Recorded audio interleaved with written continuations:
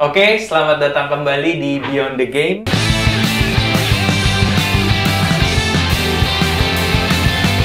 Sama kita tahu nih sekarang kan udah mau ada main bola lagi nih kita nih. Kemarin-kemarin cuma fun football, sekarang udah lebih serius lah nih. Mau ada Piala Menpora. Nah, di satu sisi kita juga pengen tanya sih sebenarnya kita mau main semua nih teman-teman pemain pada wah udah seneng lagi nih main bola nih. Cuma kan kita masih nggak lupa juga bahwa di tengah pandemi COVID-19 ini. Nah, kali ini APPI berkolaborasi dengan Rumah Sakit Premier Bintaro. Di sini udah ada dokter-dokter nih yang saya mau perkenalkan satu persatu. Ada Dokter Doni Kurniawan, SPKO, ada Dokter Taufan Fabian Rehan, SPKO, ada Dokter Astri Indah Pramaswari. Halo. SPP Paru ya, Dok? Ya. Ya, yang pertama mungkin mau tanya ke Dokter Doni dulu nih. Yang paling deket sih, Dok. Oke, mau nanya, jadi kan ini kita jeda lumayan panjang ini ya. Terus mau ada main bola lagi lah istilahnya gitu. Apa aja sih, Dok, kira-kira persiapan setelah vakum teman-teman gitu, atau baiknya idealnya seperti apa sih, Dok, setelah jeda? Saya rasa pada dasarnya kan nggak terlalu berbeda ya, jadi kayak dulu off season dan masuk lagi on season. Kalau di klub itu harus pertama kali kita mulai dengan PCMA, pemeriksaan medical check up dan segala macam. Tetapi karena kita ada isu yang terbaru tentang COVID ini, jadi hampir sama dengan protokol sebelumnya. Ketika sebelum tim itu kumpul, harus ada screening kuat. Kita PCR semuanya, kita pastikan supaya memang ketika kita masuk kita safe.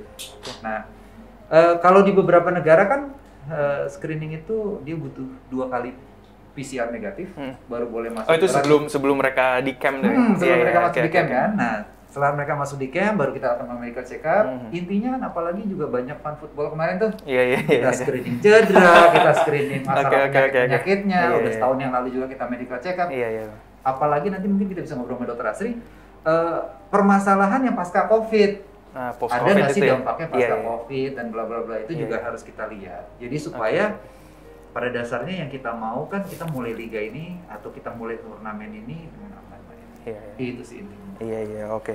Kalau persiapan klub untuk ikut kompetisi mungkin itu ya diisi tracing di tesnya itu mungkin kali, Dok. Jadi medical check up di awal, tracing, screening itu harus jalan dulu, ya kan? Karena kan ya bisa dibilang kalau yang turnamen kan bentar lagi nih gitu. Itu emang turnamen precision itu sebenarnya bagus ya. Maksudnya kita butuh sih. Pada dasarnya kita selalu butuh precision turnamen. Kenapa? Karena itu suatu pemanasan bagi atlet di mana nanti menghadapi liga dengan intensitas yang lebih tinggi.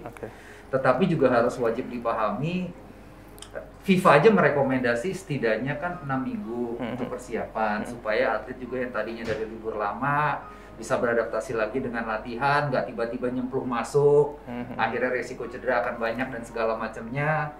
Ya artinya kalau kita pikirkan safe untuk si atletnya, ada pertimbangan-pertimbangan dulu lah yang harus kita lakukan. Sama aku mau nanya paling soal vaksin. Vaksin kan ini udah atlet kayaknya mau jalan nih, pemain-pemain nih. Itu gimana sih setelah vaksin mereka bisa langsung main atau memang idealnya mereka rest dulu apa gimana tuh, Dok? Kalau vaksin mendingan kita tanya Dokter Astri. Oh, gimana, Dok? Kalau Oke. Ini paling akhir loh. Nggak apa, kita ini aja, kita kupas langsung kalau vaksin. Jadi sebenarnya kalau post vaksin itu bisa langsung aktivitas ya. Itu kan hanya begitu vaksin kita biasanya ada observasi dulu lah. Biasanya 1 jam post vaksin ya. Kita melihat ada efek samping nggak yang mungkin timbul. Nah itu. Jadi kalau untuk di luaran itu setelah post vaksin kita bisa langsung aktivitas. Kan kalau nggak salah ada 2 kali ya? 2 vaksin kali, benar. Diulang dalam 14 hari. Misalkan dia vaksin pertama terus dia main nggak apa-apa, atau nunggu vaksin kedua baru dia main? Baru bisa main itu sebenarnya bisa langsung main ya. Cuma yang perlu diketahui bahwa vaksin itu adalah dia baru melindungi setelah vaksin kedua. Jadi kalau vaksin pertama belum jalan tuh perlindungannya, dia baru mengenali aja. Oke. Kalau mau Dokter Doni lagi nih balik nih, mau nanya kan ada di klub nih. Pengen tahu sebenarnya udah ada kabar belum sih dari teman-teman di klub sendiri ya, protokol klub masing-masing tuh gimana sih sekarang? Apa mereka lihat yang mungkin klub luar negeri udah jalan, oke, dia lihat protokolnya seperti apa gimana sih, Dok? Kalau saya pribadi ya kayaknya agak tertutup ya untuk persiapan kali ini. Mungkin juga waktunya sangat mepet. Jadi teman-teman kita juga jarang berkomunikasi. Tetapi saya yakin lah ya, maksudnya setiap dokter yang bertugas di klub itu memahami protokol yang harus dikerjakan. Karena saya pikir ya kita bisa contoh Liga Malaysia bisa jalan segala macam kan, jadi bukan suatu hal sulit kita bisa meniru mereka gitu. Jadi yang pertanyaan utama adalah seberapa besar komitmen klub untuk menjalankan prokes itu. Berarti emang intinya taat prokes gitu ya? Yes, kita harus taat prokes. Oke. Sekarang mau tanya ke Dokter Tovan nih dok. Saya diajak. Mau tanya untuk penyelenggaraannya sendiri yang ideal di era pandemi itu gimana sih? Karena mungkin kan kita mungkin kita bisa nyontoh sama NBA, dia ada bubble atau gimana. Idealnya seperti apa sih sebenarnya kalau di era pandemi gini? Oke, baik. Untuk idealnya sendiri sebenarnya sudah banyak protokol kesehatan, protokol penyelenggaraan pertandingan yang dikeluarkan oleh lembaga-lembaga. Misalkan Bundesliga juga mengeluarkan protokol, mereka sangat terbuka. Kalau teman-teman mau search di Google dan sebagainya, cari Bundesliga COVID protokol, mereka keluarkan. UEFA juga mengeluarkan protokol bagaimana mengadakan pertandingan, AFC juga sama, jadi sangat banyak kalau teman-teman mau baca bagaimana protokol itu dijalankan selama COVID. Saya rasa tidak banyak hal yang berubah ya, yang membedakan antara sebelum COVID dengan era COVID saat ini. Mungkin yang berubah adalah maksimal orang di meter persegi yang berada dalam pertandingan, bagaimana dibagi zona dalam pertandingan, bagaimana orang-orang yang masuk di dalam sebuah stadion itu harus betul-betul dinyatakan negatif secara PCR dan dilakukan tes yang berkala, dinyatakan aman mereka di dalamnya, penonton tidak boleh dan sebagainya. Itu sih yang membedakan sebenarnya. Berarti emang kuncinya ada di si PCR itu sih dok ya? Yes, betul. Iya, emang ibaratnya ini pertama kalau mau mulai nih PCR berarti. Mungkin udah tahu belum kalau di Indonesia kan kita udah mulai nih. Ada kabar-kabar nggak dari teman-teman gitu prokes kalau sampai ada atlet yang kena nih? Mitigasinya mau seperti apa nih gitu, udah ada kabar belum sih dok? Mungkin dari teman-teman di klub lain atau gimana gitu dok? Selama ini pelaporannya bersifat tertutup ya, bisa dibilangnya mungkin dokter Doni ya. Jadi klub-klub beberapa kalau kita buka di sosmed ada yang mengumbar pemainnya positif dan sebagainya. Tapi saya rasa sebagian besar tidak melakukan pembukaan berita dan sebagainya gitu. Jadi mereka tertutup gitu. Akhirnya mitigasinya pun kita tidak tahu. Tapi yang kita lakukan di rekan-rekan kita yang berada di klub adalah cobalah tracing sebaik mungkin. Apabila ada yang positif, coba tracing berbagai lini. Jadi kita ingin tahu, jangan sampai nanti ada yang miss, malah nanti berbahaya. Itu sih. Oke. Tapi mungkin sekedar tambahannya, kayaknya kita masih berpatokan dengan protokol kesehatan ketika di bulan Agustus Oktober kemarin nih, yang sebelum Liga mulai kan. Dari situ protokolnya adalah ketika memang terjadi kasus positif, klub berkoordinasi dengan Dinkes, Dinas Kesehatan setempat, untuk melakukan penanganan lebih lanjut pada dasar seperti itu. Okay. Tapi saya sebenarnya amazing kalau kita baca lagi protokol kesehatan yang dilakukan oleh ini kan basket udah mau mulai nih, IBL ya. IBL. Kayaknya yang junior udah sebelumnya udah. Saya senang sekali ketika IBL menyatakan untuk bila terjadi kasus positif, mereka akan menghentikan pertandingan selama 3 hari sebagai tracing. And then IBL sendiri bertanggung jawab mencarikan tempat untuk atau rumah sakit untuk penanganan lebih lanjut. Itu keren sih menurut saya. Jadi penyelenggara itu sangat bertanggung jawab untuk seperti itu gitu. Dan kalau misalkan itu kan jadi klub yang melakukan itu benar-benar bisa fokus melakukan screening di dalam gitu. Jadi benar-benar menjaga di dalam. Ketika terjadi kasus, mereka bisa keluarkan dari klub supaya tidak terjadi banyak tracing lagi dan ada orang khusus yang menangani. Bahkan mereka menyiapkan satu rumah sakit khusus yang kalau tidak didapat di rumah sakit lain dia bisa diterima di sana gitu. Jadi ada jalur rujukan yang jelas gitu. Nah itu sih keren dan itu kita belum dapat tuh di sepak bola. Atau mungkin nanti PSSI bikin kita nggak tahu. Kemarin sih kayaknya udah ada, tapi itu pas pertandingan aja tuh. Hanya pertandingan. Nah setelahnya mungkin kalau mitigasi setelahnya aku belum sempet sih. Mungkin nanti ada yang udah keluar gitu bisa kasih tahu kita juga tuh. Itu sih. Oh sama siapa aja terserah boleh jawab. Standarnya, ini kita kan nggak tahu ada mungkin atlet kena, kita nggak mau sih sampai kena mereka gitu kan. Cuman mungkin ada yang udah kena itu boleh kapan sih dia bisa langsung main? Apa setelah dia dinyatakan negatif, oke, silakan main gitu. Atau memang harus nunggu karena kan kita nggak tahu mungkin kondisi parunya seperti apa. Karena kan itu memang hubungannya dengan paru gitu ya. Supaya ya pemain juga tahu ya mungkin harus semua gimana itu sebenarnya adalah bagaimana waktu saat dia terkena ya. kasusnya pada gejala ringan, sedang, berat. Kalau ringan ya otomatis biasanya juga kalau kita sekarang karena udah ada ketentuannya bahwa bebas isolasi ya 10 hari plus 3 hari bebas gejala ya pasti udah bisa aktivitas kembali. Memang tapi banyak sekali sekarang masih menunggu dengan hasil swab negatif ya dok ya. Padahal sekarang dari WHO, CDC, bahkan kita juga Kemenkes juga sudah mengeluarkan statement bahwa 10 hari plus 3 hari bebas gejala itu udah bebas isolasi. Oke. Cuma ini kan udah setahun nih kita nih. Udah ada jurnal belum sih tentang atlet di luar misalnya yang udah pernah kena nih, dia udah positif, terus dicek lagi setahun kemudian, misalkan ternyata wah parunya kenapa atau jantungnya ternyata setelah setahun post COVID itu menurun kerjanya dia atau itu udah ada belum sih? Mungkin ada. Sampai saat ini belum. Sih kalau jurnal belum ada ya, karena itu kan membutuhkan penelitian panjang. COVID sendiri aja baru ulang tahun 1 tahun.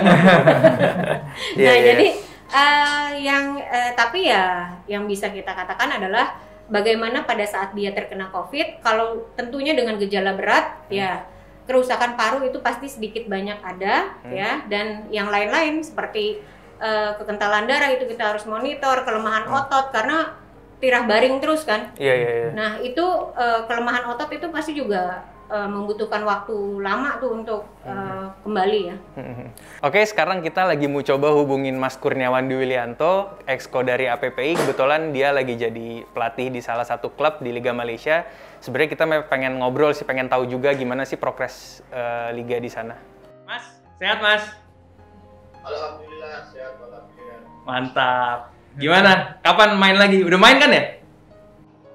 Kemarin first game udah, malam ini main second game. Wah, good luck Mas. Iya Mas, kita mau ngobrol-ngobrol aja sih. Kita pengen tahu di sana gimana sih soal protokol kesehatannya untuk Liga Malaysia sendiri Mas. Mungkin bisa kasih gambaran.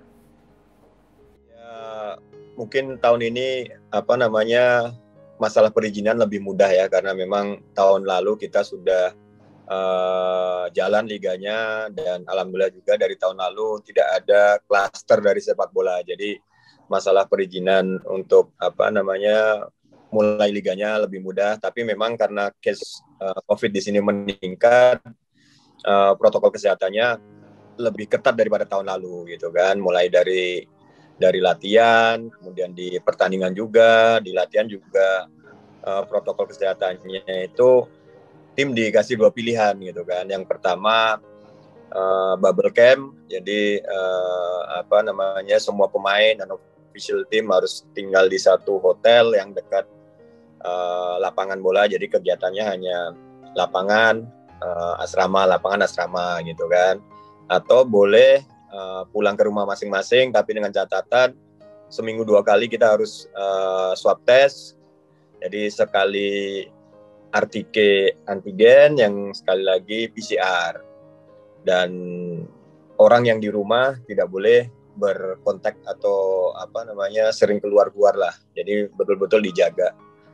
Nah, kalau untuk di pertandingannya sendiri, sebelum terbang kita harus RTK, swab test itu, kemudian macam kayak ini malam pertandingan, siangnya kita harus RTK dulu yang negatif yang boleh masuk ke lapangan. Itu kurang lebihnya. Dan protokol kesehatan di sini memang sangat sangat ketat ya, karena dari MKN-nya atau di Indonesia itu gugus tugasnya gitu kan, dia akan mengirim orang yang kita tidak tahu, yang akan memantau tim-tim. Independen gitu Mas ya, apa emang gimana tuh? Kenapa? Independen, kayak misalnya mungkin tim dokternya gitu yang ngecek memang random gitu berarti ya? Itu ya, tapi yang lebih lebih kayak ada spy-nya lah. Jadi dari tim gugus tugasnya itu memantau tiap tim gitu kan, dan kita tidak tahu siapa dia. Jadi buat tim yang melanggar protokol kesehatan baik dalam latihan maupun pertandingan, otomatis kena drop lah. Ada pertanyaan, Dok? Di Malaysia masih menggunakan antigen ya?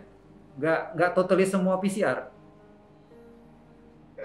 Di Malaysia pemeriksaan screeningnya menggunakan antigen, bukan PCR. Kalau seminggu itu kita ada 2 kali. yang 1 kali PCR, 1 kali antigen. Oh, berarti ada sekali seminggu itu PCR ya? Ya, kalau untuk menjelang pertandingannya kita pakai antigen, RTK itu antigen. Malam pertanding, siangnya jam 12 kita harus swab test dulu. Dan nanti kalau away game begitu balik sampai di kota kita langsung swab test lagi. Udah berapa kali colok, Mas?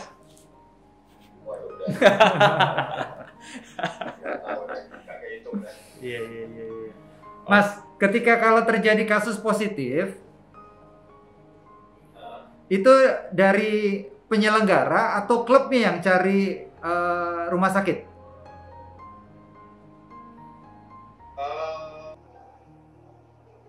Kurang tahu ya, karena alhamdulillah kita belum pernah ada yang positif kan. Tapi setahu saya, di mana dia positif, dia terus di karantina di situ. Oh, oke. Dilarikan ke rumah sakit yang terdekat lah. Setahu saya seperti itu. Dari klub Mas sendiri belum ada kasus ya, Mas? Alhamdulillah, Mas. Alhamdulillah dari tahun lalu nggak ada. Dan di sepak bola itu kalau nggak salah hanya waktu awal-awal kemarin lah, bulan Desember itu kalau nggak salah di tim tim Semenanjung lah. Itu ada salah satu tim, tapi saya kurang pasti apa. Oke. Sebelum pertandingan dimulai, Mas, sebelum ini liga ini dimulai, pemain ada yang dilakukan PCMA dulu atau langsung kumpul aja, Mas? Enggak, jadi sebelum kita mulai latihan untuk kumpul itu pemain diwajibkan untuk PCR. Oh, PCR. PCR wajib. Untuk medical check up? Kenapa? Untuk medical check up selain PCR, ya kan biasa kayak kita mau mulai season baru pasti ada medical check up tuh. Itu gimana, Mas? Itu medical check up-nya di klub masing-masing lah. Dan medical check up, terus kemudian untuk yang injury, terus yang apa sih, itu kita ada kerjasama dengan UMS. Kalau di Sabah itu kita kerjasama dengan UMS yang ya itu untuk yang tahu dia injury apa. Jadi untuk profiling pemain individual pemain itu kita kerjasama dengan UMS. Oke, Mas, kalau gitu Mas makasih banyak atas waktunya. Good luck buat next game-nya, Mas. Siap, thank you. Oke, jadi kita tadi udah ngobrol sama Mas Kurniawan, ternyata prokes di Malaysia seperti apa. Sekarang kita balik lagi sama dokter-dokter yang ada di sini. Oke, kalau sekarang aku mau nanya lagi nih, mungkin ke dokter Astri lagi nih. Mau nanya kondisi COVID gimana sih update-nya di Indonesia nih? Kalau dalam beberapa pekan ini kelihatannya mulai menurun ya, gitu. Tapi saya nggak bisa prediksi juga ya, karena kan memang kalau dinyatakan karena vaksin belum tentu juga, karena yang divaksin adalah yang udah selesai divaksin adalah nakes-nakes, sedangkan yang lain-lain kan belum. Karena ada periodiknya, kalau saya melihat dalam 1 tahun terakhir ini ada saatnya naik, ada saatnya turun. Jadi harapannya sih ya pada saat kita turun nih stabil turun ya, jangan naik lagi. Tapi kan orang-orang juga saya rasa juga sudah mulai banyak yang kena, banyak yang sudah mulai mengerti ya bagaimana protokol kesehatannya, tapi jangan lupa juga sebagai manusia pasti ada rasa bosennya. Nah, itu tuh yang suka kecolongan ya gitu kan, tetap kumpul-kumpul gitu kan. Meet up ya udah, jadi tetap tapi emang perhatikan lah. Nggak tahu sih ya, ini dari saya pribadi ada yang bilang setelah vaksin masih mungkin bisa kena juga memang. Masih bisa. Tidak ada yang abadi. Wah, aduh tenang aja, gue udah aman nih gitu. Tidak ada yang abadi, ingat itu ya. Tidak ada yang abadi. Jadi masih bisa harus hati-hati juga setelah prokes tuh ya. Benar. Jadi vaksin itu hanya untuk manfaat vaksin itu kan untuk satu mengurangi resiko terkena, ya. Ataupun kalau dia sudah terkena, setidaknya mengurangi resiko menjadi lebih berat. Itu aja, nggak ada yang kebal, itu nggak ada. Saya udah pernah kena COVID, nanti saya kebal COVID, enggak. Sejauh ini ada yang reinfeksi ya gitu. Ada yang kita sudah vaksin, sudah melewati 2 minggu lebih terkena juga. Gitu. Jadi ya tetap harus jaga tuh protokol kesehatan. Nah, sekarang mungkin mau nanya soal tes nih dok.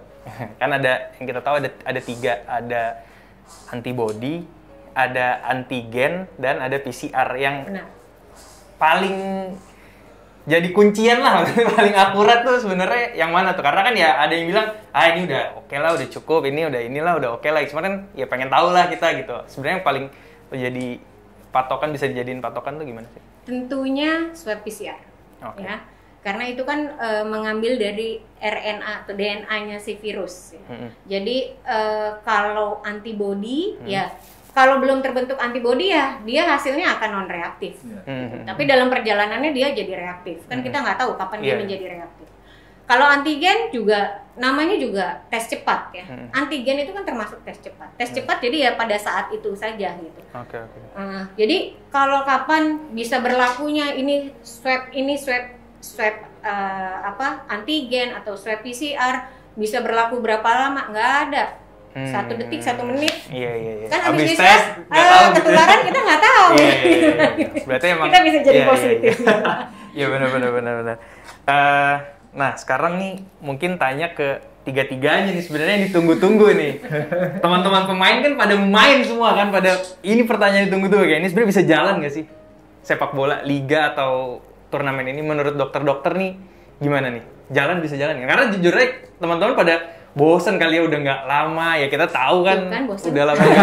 Iya pasti mereka ngerasa gue fan football doang nih, gue pengen juga kan jalan lagi. Mereka ya di satu sisi klub juga ingin adanya kompetisi, mungkin pelatih timnas pun juga ini kalau bisa sebaiknya ada liga lah jalan. Nah kalau menurut dokter sendiri nih, kita kan ya sebagai kita dari APPI kita juga mau nanya, kita nggak paham lah kalau idealnya gimana. Nah menurut dokter sendiri gimana sih, liga bisa jalan nggak sih? Silakan.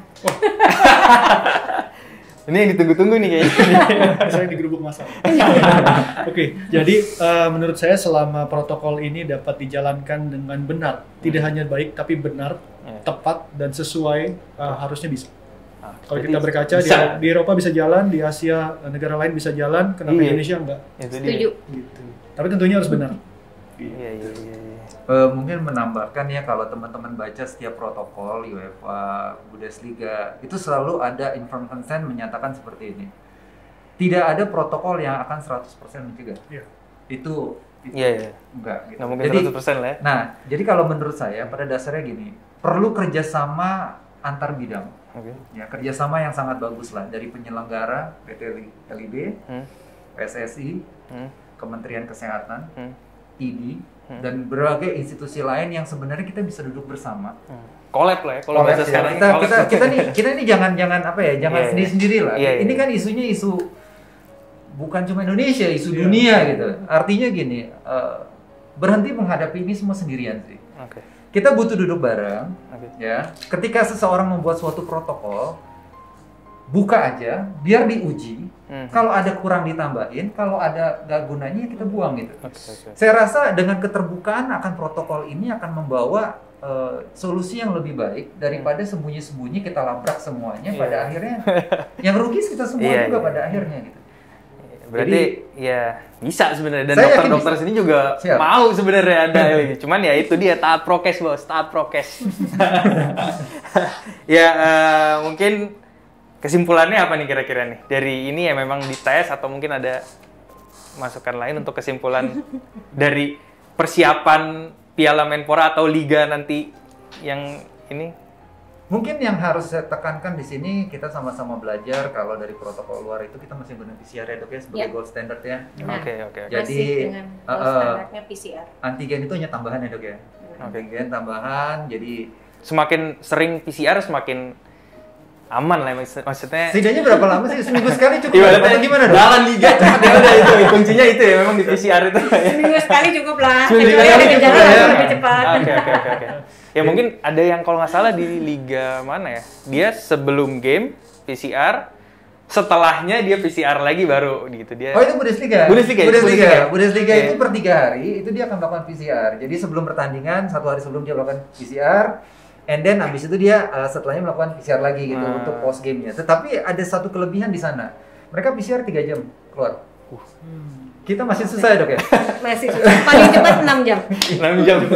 Ya, mungkin obrolan kita kali ini untuk standar prokesnya nih udah menjalankan kompetisi udah sampai ya udah tahu lah teman-teman, jadi udah tahu kan sebenarnya bisa gitu jalannya, cuman memang harus kuncinya di taat prokes.